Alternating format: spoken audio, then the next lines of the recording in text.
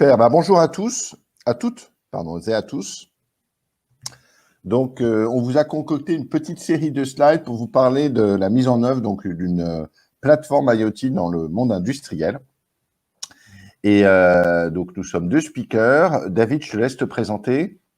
Oui, alors moi je suis responsable technique de Smile Embedded and Connected System pour l'agence de Nantes. Et donc je m'occupe des systèmes embarqués et des plateformes IoT. Et donc, Cédric Ravalec, je m'occupe de l'offre Cloud et IoT au sein de Smile. Donc, juste en petite introduction, donc Smile, c'est un intégrateur. On est 1800, pardon, pas 100, mais 1800 personnes, un peu réparties dans toute la France et un peu en Europe du Nord. Et puis, on couvre finalement une offre qui couvre toute la chaîne de valeur de la donnée. Et on accompagne les clients dans le domaine de l'embarqué avec les équipes de David, dans l'hébergement, l'infogérance, tout ce qui est data visualisation, traitement de la donnée. Et puis, tout ce qui est application digitale. Donc voilà, c'est les 4 grandes offres qu'on a, ce qui fait qu'on fait beaucoup de projets IoT au sein du groupe. Et on voulait vous faire un retour un peu d'expérience de l'IoT, mais dans le monde industriel. Hein. C'est vraiment un secteur qui est en pleine, ce qu'on appelle l'industrie 4.0. C'est un domaine qui est en pleine effervescence actuellement et en pleine révolution, en pleine transformation digitale. Alors, qu'est-ce que l'IoT, la chaîne de valeur de la donnée? Ça, c'est très, très important. Parce que dans tout projet IoT, on va retrouver cette chaîne de la donnée.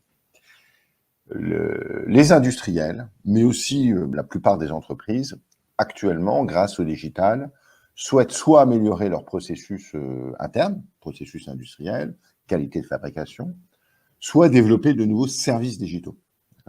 Et pour ça, ils ont besoin de données, ils ont besoin de data sur leurs produits, sur la chaîne de production, dans le monde du physique. Hein, je prends le cas de l'automobile, par exemple. Hein, il y a beaucoup de services digitaux autour de l'automobile. On a besoin d'avoir des informations du véhicule.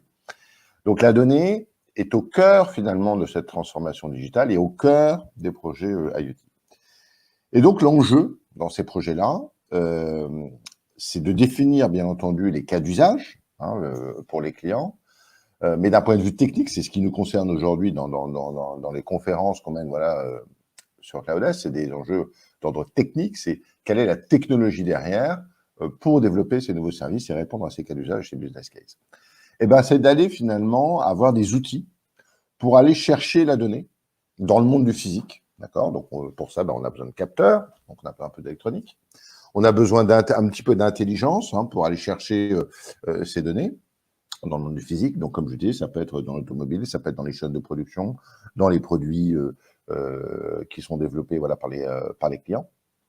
Et donc, c'est là on a tout le savoir-faire, on va dire, des systèmes embarqués, l'informatique industrielle, l'informatique embarquée. Ensuite, il y a tout un enjeu, et ça, on en parle beaucoup aussi de sécurité pour la partie, finalement, transport de cette donnée du monde du physique pour aller dans le cloud, pour aller être traité. Donc, tout l'enjeu autour des réseaux et de la sécurité, pour pas que quelqu'un puisse se connecter à des véhicules, voler de l'information, les ouvrir à distance, ou des caméras, prendre la main sur des caméras, ce genre de choses. Donc, il y a un enjeu aussi très fort dans ces projets-là, d'un point de vue technologique, sur tout ce qui est communication, transfert de la donnée, sécurisation d'accès aux différents objets qu'on souhaite piloter. Et puis après, une fois que la donnée, on la récupère dans le SI, souvent dans le cloud, nous, en tout cas, c'est ce qu'on voit, et on va vous en parler un peu par la suite. Il y a toute la partie réception de cette donnée, on va la traiter à chaud, pour des alertes, par exemple, ou à froid, dans des data lakes, analyse la donnée, on va la corréler avec de données du SI, de l'ERP, du CRM, ce type de choses. Et puis après, on va développer le service digital associé. Et donc ça, finalement, c'est dans l'ensemble des projets qu'on est amené à faire et qu'on trouve dans le domaine de l'IoT industrielle notamment, on va devoir travailler sur toute cette chaîne. Et c'est là où joue le rôle d'une plateforme technologique qu'on appelle les plateformes IoT. Voilà, je voulais vous faire cette introduction un petit peu longue, mais c'est très, très important parce que c'est la base de tout. Donc là, on a un prisme, c'est un exemple que j'ai voulu vous mettre. On a cette même chaîne de valeur de la donnée, mais d'un point de vue plutôt brique technologique. Donc là, c'est les différents systèmes d'exploitation qu'on va retrouver dans des objets, dans des microcontrôleurs, par exemple, ce type de choses. Donc l'open source est très, très, très présent. Toute la partie gateway, c'est là où on va voir la concentration des données localement. C'est des serveurs, finalement, mais industrialisés, on va dire, pour les industriels. C'est ce qu'on retrouve dans des voitures, finalement. Il y a des boîtiers comme ça dans des véhicules qui vont concentrer tous les capteurs, tous les capteurs du véhicule, ce type de choses. Donc ça, c'est ce qu'on appelle des passerelles, voilà. En ce moment, il y a la terminologie on the edge. C'est là où on va avoir du pré-traitement de données avant l'envoi avec différentes technologies réseau dans le SI. Bon, donc ça, c'est une coupe un peu plus techno. En termes de marché, l'IoT, on va le retrouver partout. Donc, il y a le côté industriel et on a un use case assez détaillé par la suite. Mais on va le retrouver dans l'agriculture, vous l'imaginez bien, par rapport à l'arrosage, aux pesticides. On va le trouver dans la santé. Ça se développe énormément. Le secteur de la santé se développe énormément. Dans le véhicule de demain, dans tout ce qui est domotique. Donc ça fait très longtemps que la domotique est connectée. Maintenant, l'enjeu de la domotique, c'est pas trop savoir piloter ta maison ou des immeubles. L'enjeu, c'est l'interopérabilité finalement des systèmes, des systèmes très propriétaires. Donc on a plutôt des enjeux de trouver des solutions pour d'une part protéger la donnée et en même temps qu'elle soit interopérable avec d'autres systèmes et d'avoir plusieurs systèmes. Une grande tendance en France cette année aussi, qui démarre cette année, enfin cette fin d'année, c'est tout ce qui est Smart City. Donc c'est de pouvoir avoir ce qu'on appelle des hyperviseurs pour gérer les feux, les caméras, l'arrosage des jardins, enfin voilà, un certain nombre de choses, de services au sein des villes. Et les villes sont beaucoup en train de déployer, voilà, des POC, mais voire plus que des POC, de solutions IoT pour pouvoir piloter et apporter des services digitaux à leurs citoyens, pour eux en interne, pour mieux piloter les villes, mais aussi pour les citoyens en termes de services. Voilà, on voit que l'IoT est vraiment dans plein de secteurs, mais chaque secteur, chaque verticale, a ses propres contraintes, a ses propres cas d'usage. Donc là, on est sur une approche plus industrielle. Donc je voulais vous mettre ce schéma pour voir un petit peu dans une usine, parce que les usines, ça fait 20 ans qu'elles sont connectées, elles n'ont pas attendu l'IoT pour se connecter. Mais là où il y a une grosse révolution, c'est le fait d'avoir la capacité d'analyse de la donnée qu'on n'avait pas avant, grâce aux hyperscalers, comme AWS ou Azure, qui amènent de la puissance pour faire du calcul prédictif, notamment pour la maintenance prédictive. Donc il y a ce premier enjeu qui est très très fort et qui est assez nouveau, qui fait qu'il y a une révolution dans le monde industriel, finalement, pour sortir des anciens systèmes connectés, pour aller vers des nouveaux systèmes plus orientés SI d'ailleurs, pour piloter et gérer les usines et améliorer les processus internes. Donc il y a toute la partie monitoring de la chaîne de production avec des KPI associés et le fait que les différents ateliers puissent être connectés, ce qui n'était pas le cas avant. L'interaction avec les ERP pour les ordres de mission. Enfin voilà, il y a vraiment en ce moment un très gros mouvement au sein des industries pour s'équiper de ces nouveaux systèmes de connectivité et des nouvelles plateformes IoT proposées par les hyperscalers et qui est très fortement drivé, bien entendu, vous l'imaginez, par la partie data et tout ce qui est analyse prédictive, IA et machine learning.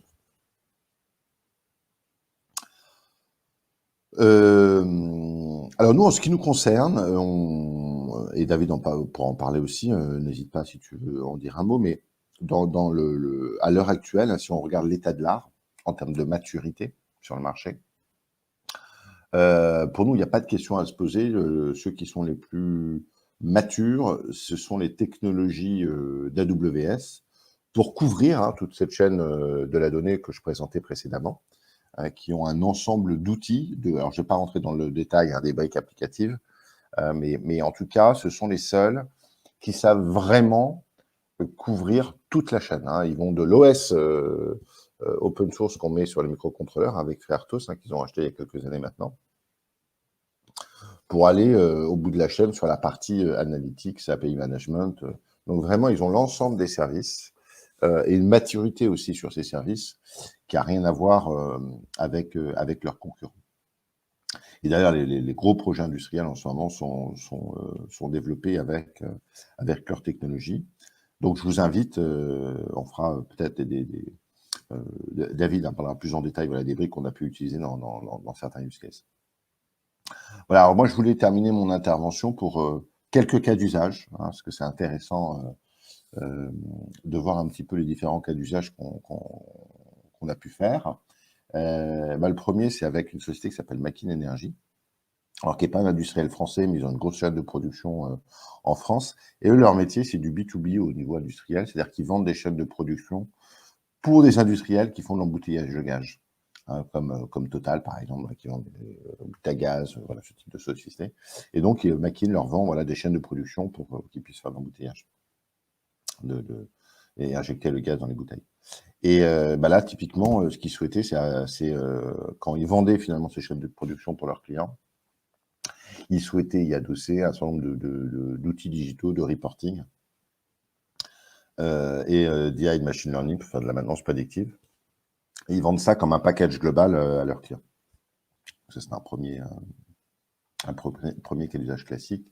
Un deuxième cas d'usage, c'est pour une société qui s'appelle Newlock, qui est une filiale du groupe Dubreuil, en Vendée, dont leur métier, c'est la location d'engins de chantier. Et ils ont souhaité voilà, équiper, donc ça, c'est plutôt ce qu'on appelle dans les cas d'usage, on va dire de l'IoT, de ce qu'on appelle de l'asset tracking, hein, gestion d'assets, de pouvoir développer un boîtier connecté qu'on met sur leur parc. Voilà, ils ont un peu plus de 4000 machines qu'on déploie sur l'ensemble de leurs machines et qui leur permet de savoir où sont les machines, si elles sont allumées ou pas allumées, comment elles sont utilisées. Enfin voilà, il y a un ensemble de services associés qui est corrélé à leur CRM, au système de facturation. Et ça leur a permis vraiment d'automatiser les choses et de faire la location as you go et d'améliorer la sécurité voilà, de leurs engins. Donc, c'est aussi un très bon cas d'usage d'asset tracking dans le domaine de l'IoT. Bon, ça, je vais passer celui-là. Alors, celui-ci, je l'aime beaucoup. D'une part, parce que c'est une très belle PME française et qui est dans on va dire, dans le vélo, hein, directement, qui est leader en Europe dans tout ce qui est comptage. Un comptage de piétons, comptage de cyclistes. Et donc, c'est une très belle PME qui est en Bretagne, qui s'appelle EcoCompteur. Et eux développent finalement des bornes et des systèmes dans le sol pour faire du comptage. Et ils vendent ce type de système, vous l'imaginez bien, voilà, pour les villes, hein, dans leur cas de politique d'aménagement du territoire. Et donc, là aussi, on a typiquement toute cette chaîne dont je vous parlais précédemment, avec des capteurs, on remonte la donnée, on l'analyse, on la restitue voilà, sous forme d'un portail. Donc, vous voyez l'image dans ce slide. Voilà un petit peu pour les différents cas d'usage et l'introduction que je voulais vous présenter, parce que souvent on ne sait pas trop voilà, ce que c'est que l'IoT, qu'est-ce que c'est qu'une plateforme. Donc j'ai essayé voilà, de galvauder un petit peu tout ça. Et je vais laisser, alors maintenant on va rentrer vraiment plus dans la technique. Je vais vous laisser avec David qui lui va vous parler beaucoup plus dans le détail d'un cas d'usage chez un gros industriel dans le domaine de l'énergie. David, je vais te laisser reprendre la main avec tes Je repartage slides. mon écran, oui. Voilà, merci. Hop.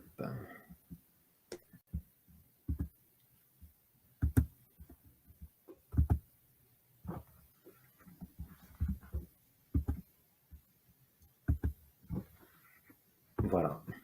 Vous voyez bien mon écran? Ouais, ok. Alors, on va faire un petit peu plus de technique dans la suite de la présentation. Ce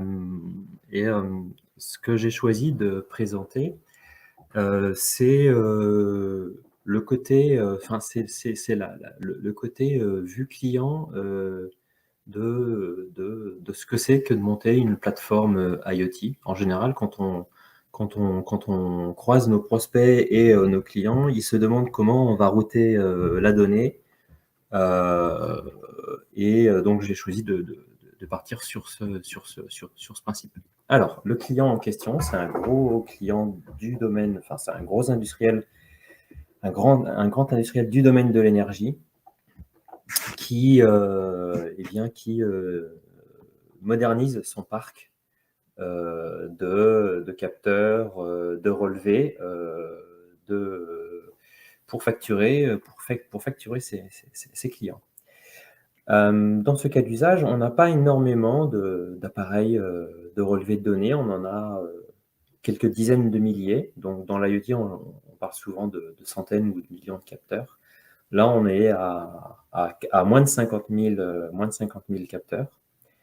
Néanmoins, ces capteurs, enfin, ces outils de relevé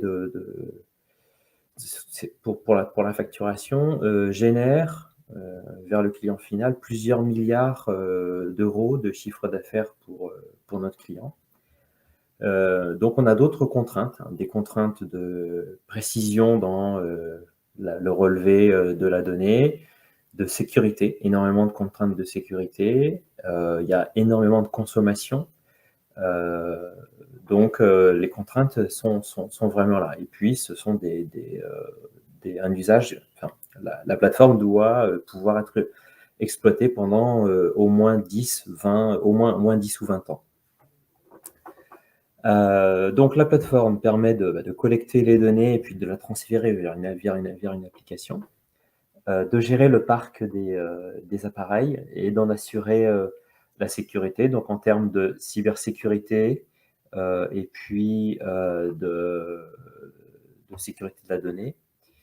Et le parti pris là, c'est que dans ce que je vous expose par la suite, c'est de discuter des cas d'usage pour dériver un choix d'architecture. Alors, là, je vous présente une vue simplifiée de l'application. Et sur ce que je vais vous présenter qu'un sous-ensemble finalement assez réduit de la plateforme, puisque je vais m'intéresser qu'aux routes de collecte de données. Donc à gauche, on a les appareils de collecte de la donnée. Au milieu, la plateforme qu'on est en train de mettre en œuvre. Et puis à droite, on a l'application métier du client que nous mettons, qui de Smile. Donc là, on a vraiment une application métier. Au final, la donnée qu'on envoie vers cette application métier, on va la pousser vers un broker de messagerie Kafka. Mais entre-temps, la donnée, on doit l'organiser en fonction du rôle qu'elle va avoir dans l'application. On va commencer par les données qui vont intéresser le client, c'est-à-dire les données de télémétrie des capteurs à des fins de facturation, et puis d'historisation également, puisque le client peut revenir sur plusieurs années de facturation auprès des clients. Alors, la première route qu'on met en place, c'est une route qui est vraiment dédiée à la télémétrie. Et sur cette application-là, c'est une application qui tourne sur une infrastructure AWS, puisque c'est un client qui connaît bien cette infrastructure. Et les données sont collectées au travers d'un broker MQTT. Et nous avons choisi pour cette plateforme de n'utiliser que des microservices. Donc on va laisser la responsabilité à la plateforme, à AWS, d'assurer le scaling, l'élasticité des services, et on va se reposer sur la qualité de service proposée par AWS nativement. Donc, la donnée de télémétrie, eh bien, elle part tout d'abord, elle est historisée dans un S3, donc un entrepôt de données, un entrepôt fourre-tout de données, au travers d'une brique Kinesis. Alors, a priori Kinesis, puisque l'architecture n'est pas tout à fait définie, on est en cours de développement, mais ça prend un petit peu de temps. Donc pour l'instant, on est parti sur du Kinesis pour l'historisation, puisqu'il va y avoir beaucoup de flux différents. On va les regrouper les organiser au travers de ce service, puis enregistrer l'ensemble des données remontées sur du S3, et puis au fur et à mesure, et puis ajouter une politique, une stratégie de conversion de ces données vers des données plus froides, vers un S3 glacier, par exemple.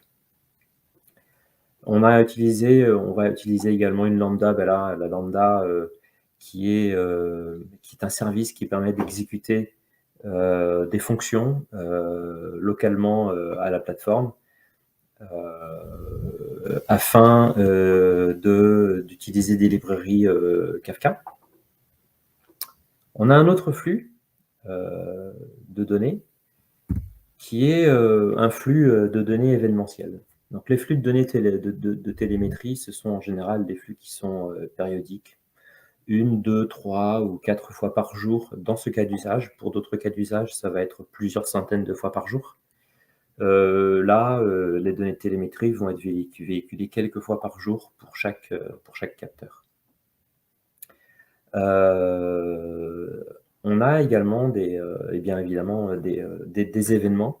Et là, on va dédier une route spécifique à ces événements, où on va commencer par les trier, les historiser. Mais un événement, s'il n'est pas très critique, on peut l'historiser, le prendre en compte un peu plus tard. Mais pour un événement qui est critique, là, on va en faire quelque chose. On va signaler l'événement auprès du front, auprès de l'outil métier du client. Ça peut être un événement sur un dashboard. Il peut y avoir également du mail, hein, même si on est moins réactif avec du mail. Provoquer un événement sur une demande d'intervention d'un opérateur physiquement s'il y a besoin. Donc là, pour traiter ces événements qui sont plus critiques, on utilise une brique qui s'appelle CloudWatch, qui est une brique qui permet de loguer tout un ensemble en gros, tous les événements de la plateforme, tout ce qui se passe sur la plateforme, et puis de prendre des décisions également sur ces événements. Les événements qui sont importants, on va les traiter au travers d'une file qui s'appelle SNS, une file de notification, avec une stratégie de traitement de l'événement et puis de rétention de l'événement au besoin. Ensuite, on a un autre type de flux de données. Ce sont tous les journaux qui sont là émis en général pour ce client mensuellement. Donc là, il y a énormément de données, enfin énormément, entre guillemets, hein, c'est pas un flux vidéo. Donc il y a quand même pas mal de données d'événements qui sont moins importants, mais d'événements qui vont survenir sur les capteurs, puisque les capteurs loguent leurs événements, ils les transmettent mensuellement. Mais ils loguent également l'ensemble des paramètres environnementaux dans lesquels ils sont positionnés. Donc l'hygrométrie, la température, la géolocalisation, c'est pas nécessaire puisque ce sont des capteurs qui sont fixes, ou alors ils sont posés, quand ils sont posés, ils le restent pour plusieurs années. Donc là, on utilise également le même type de matériel, le même type de service pour loguer ces événements, donc du Kinesis et puis du S3. Donc là, j'ai fait plusieurs flux, mais en fait, on aura la même brique qui va capter les différents flux. C'est pour éviter d'avoir des flèches qui seront peu lisibles sur le schéma que je l'ai représenté de cette façon-là. Enfin, les capteurs ont une représentation numérique au sein de la plateforme. En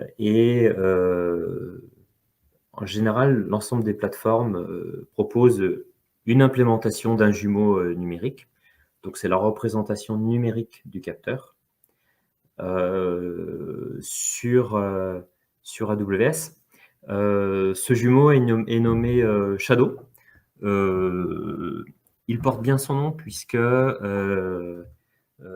il est en quelque sorte voilà, l'ombre de la réalité physique du capteur. Et ce qui est intéressant avec cette techno, c'est de favoriser le découplage entre la plateforme et les capteurs. C'est-à-dire que la représentation numérique d'un capteur, c'est quoi? C'est le dernier état connu du capteur dans la plateforme, puisque le capteur, s'il n'est pas alimenté, a besoin de conserver au maximum, d'économiser au maximum son énergie. Et là, c'est le cas. Donc, le capteur choisit de se réveiller au moment opportun ou à un moment programmé. Il va commencer par interroger la plateforme pour lui demander, pour voir s'il a une action à faire, s'il y a une nouvelle configuration, si on a changé un paramètre de relevé, s'il doit continuer à relever tous les jours, 3 fois par jour, ou alors s'il doit relever tous les 2 jours, s'il y a un événement, un journal d'événements à transmettre, en particulier à la plateforme. Et une fois qu'il a consulté son jumeau, sa nouvelle configuration, éventuellement sa nouvelle configuration, eh bien, il va effectuer ses actions localement, puis transmettre ses données vers la plateforme. La gestion également du firmware du capteur se fait au travers de Shadow, c'est-à-dire que la plateforme va signaler auprès du capteur qu'il y a une nouvelle version du firmware disponible avec telle ou telle caractéristique. Et lorsque le capteur se réveille, qu'il consulte son jumeau et qu'il voit qu'il y a une nouvelle version de firmware, alors charge à lui de venir télécharger cette nouvelle version de firmware, puis de l'écrire dans sa flash.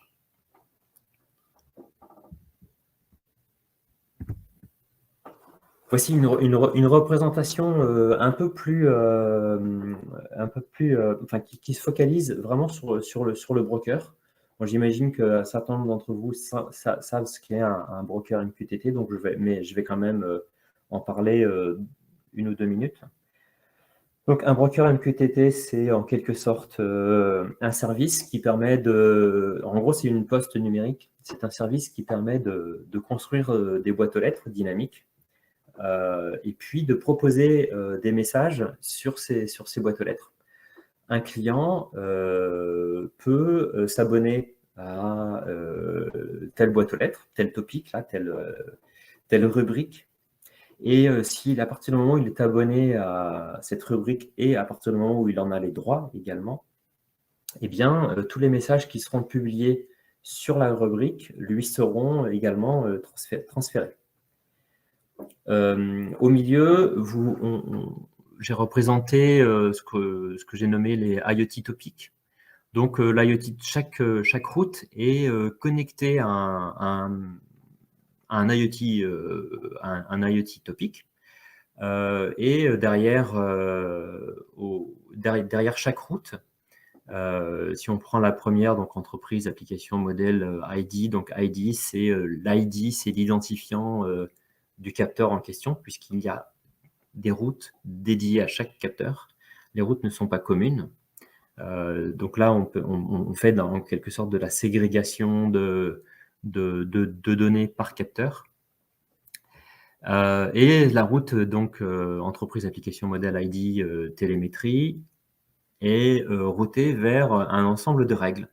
Le règle qui est associée à la télémétrie, c'est d'historiser le message arrivant vers le microservice Kinesis pour l'organiser et puis le stocker dans un endroit, dans un S3, mais également de le transférer immédiatement vers la fonction lambda. Hop, si je reviens avant, la fonction lambda pour le transférer vers le broker Kafka de l'application métier. Et on a exactement le même schéma pour chaque route. Donc, on a la route et là où les règles qui sont associées à chaque route. En bas, il y a un ensemble de routes qui sont dédiées à l'exploitation du jumeau numérique pour chaque capteur. Et ces règles, ces routes sont préfixées en tout cas sur AWS, par des dollars quelque chose, donc dollar AWS, avec un chemin bien défini pour pouvoir exploiter le jumeau numérique. Et comme pour les autres routes, le topic est routé, le payload qui arrive sur le topic est routé vers le shadow. Il y a un traitement spécifique au shadow et la plateforme route publie des messages automatiquement vers à destination de chacun des capteurs, ou enfin du capteur qui a envoyé son message sur son shadow pour une réponse, pour lui signifier un événement, et etc., etc., etc. Donc voilà sur ce cas spécifique, une partie des routes que l'on a commencé à mettre en place. Un autre aspect extrêmement important auquel sont confrontés, enfin on est tous confrontés et sur lesquels les clients se posent en général pas mal de questions, c'est comment on fait pour provisionner et pour enrôler les capteurs. Donc là, dans ce cas, ce qui a été choisi, c'est de faire un provisionnement avant, en usine en fait. De quelle façon? Eh bien, on va enregistrer sur la plateforme une liste de couples. Et un couple, c'est l'identifiant d'un capteur, donc son identifiant unique, son numéro de série par exemple, et sa clé publique, puisque dans ce cas en tout cas, la PKI, donc l'infrastructure de gestion des clés, des secrets, des certificats du client. Donc, c'est une infrastructure à clé publique.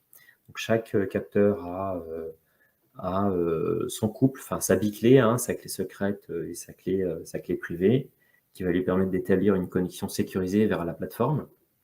Donc, sur la plateforme, on a une liste de couples identifiant et clé publique qui va nous permettre d'identifier les capteurs lorsque ils vont sortir d'usine, lorsqu'ils vont être posés et lorsqu'ils vont vouloir s'enrôler sur la plateforme.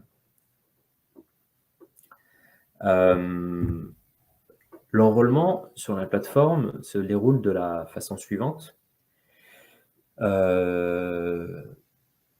Pour le coup, on utilise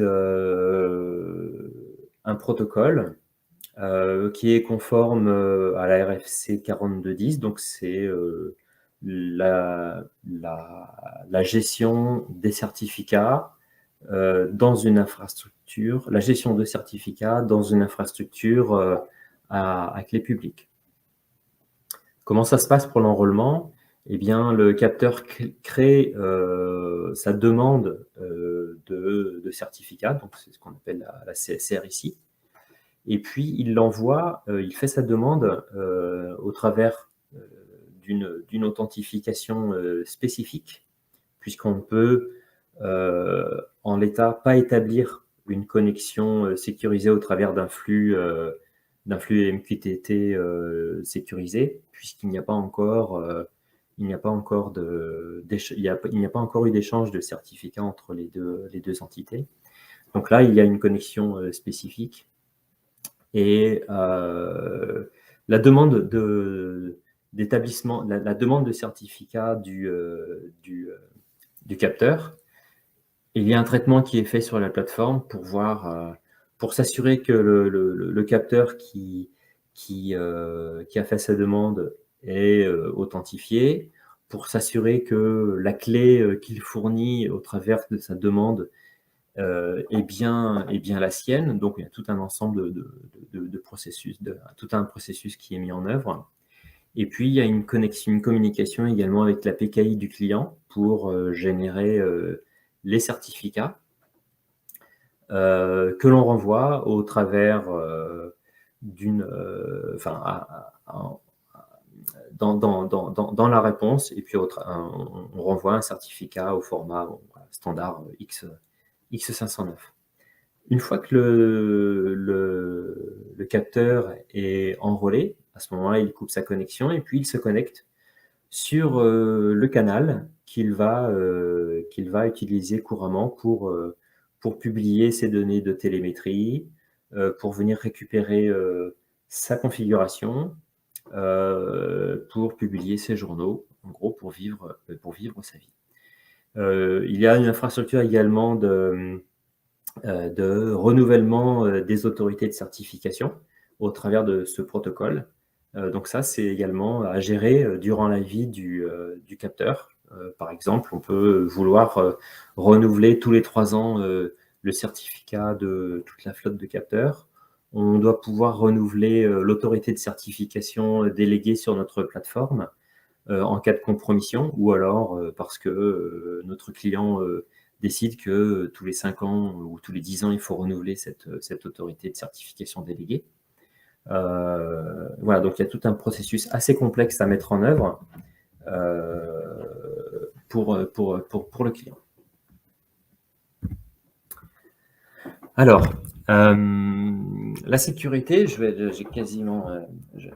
arrive quasiment à la fin. La sécurité sur ce projet est un élément extrêmement important, comme je vous l'ai déjà présenté. Bon, la communication, l'ensemble des communications se font soit sur du HTTPS ou du MQTT, donc sécurisé avec, là pour le coup, c'est un lien, c'est du TLS 1.2.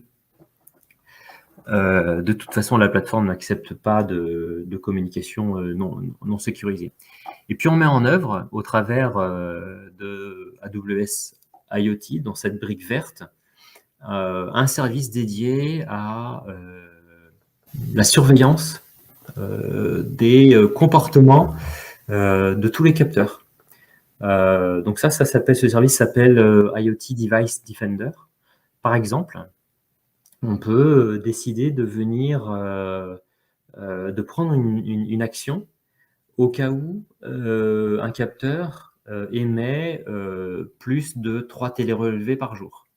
Donc ça, on peut construire des règles qui permettent de construire une sorte de schéma de fonctionnement idéal du capteur. Et si le capteur sort de ce schéma-là, alors on peut prendre des décisions.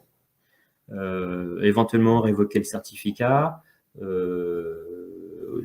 ou prendre une autre décision. La plateforme, quant à elle est sécurisée au travers d'autres services. Je les ai énumérés en bas, les services qui vont être mis en œuvre, qui ne sont pas pour l'instant mis en œuvre, mais qui vont l'être prochainement. CloudTrail permet de tracer l'activité de la plateforme, alors tracer l'activité de tous les services et puis également de tous les usagers qui vont se connecter sur la plateforme et puis qui vont utiliser la plateforme au travers d'un front dédié pour gérer le parc. Donc là, le client veut tracer l'ensemble de ce qu'il appelle des gestes métiers de tous ces opérateurs. On surveille également l'activité de tous les comptes et des activités liées aux comptes. Bon, par exemple, le plus simple, c'est l'authentification en multifacteur. Il y a un pare-feu, donc le pare-feu, c'est AWS WAF. Il y a une protection DDoS, tout un ensemble de services qui nous permettent de gérer ces menaces extérieures. Et puis l'authentification, la gestion des identités et des permissions au sein de la plateforme est assurée par un service qui s'appelle IAM et au travers d'un service qui s'appelle également Cognito sur la plateforme. Le device management. Alors, je rentre un tout petit peu dans les détails de ce qu'est un shadow là. Donc, un shadow, eh bien, c'est un document JSON. C'est un document JSON dans lequel on a un ensemble d'attributs qui vont être pour certains statiques et d'autres qui vont pouvoir évoluer au cours du temps. Par exemple, dans le bon, pardon, il n'est pas très bien formaté là, dans le capteur que j'ai qui est à gauche sur la slide. On a un document qui représente le capteur avec son nom, son numéro de série, le modèle, la génération du capteur, la version du PCB, la version de l'électronique, par exemple le hardware en version A. Et là, on a des attributs statiques. On a des attributs qui vont pouvoir changer, comme par exemple la version logicielle, le statut de l'objet. S'il se réveille et puis s'il se met en route, alors il peut signifier vers la plateforme que ça y est, il s'est mis en route. Et donc ça, ça nous permet d'avoir en temps réel un état du parc d'objets avec l'ensemble des versions logicielles, pourquoi pas les tensions aux bornes de la batterie du capteur, qui nous permettent de savoir, de faire un état des lieux, de savoir si il y a dans telle région française, pourquoi pas, eh bien, des batteries qui ont perdu, des capteurs qui ont consommé plus rapidement leur batterie que d'autres, parce qu'il y a eu une chute de tension due à une température très froide, par exemple. Voilà, donc ça, c'est ce qui nous permet de faire le device management. Et on peut construire des requêtes dynamiques, donc construire des groupes d'objets dynamiques. Et ça, je l'ai mentionné dans l'encart bleu. On peut construire une requête, par exemple, je veux sélectionner l'ensemble de mes capteurs de génération 2 avec tel hardware, avec telle version logicielle pour en créer un groupe dynamique, et pourquoi pas, sur ce groupe-là, là qui est représenté par les 4 capteurs en bleu qui sont à droite de la slide, et bien faire une mise à jour de firmware ou déclencher une maintenance si on voit que la batterie est arrivée à un seuil au-delà duquel on ne sait pas si le capteur va pouvoir continuer à fonctionner correctement. Voilà l'ensemble, un sous-ensemble des services que l'on a mis en œuvre dans ce cas, dans ce cas concret. Donc, moi, j'en ai terminé pour ma présentation.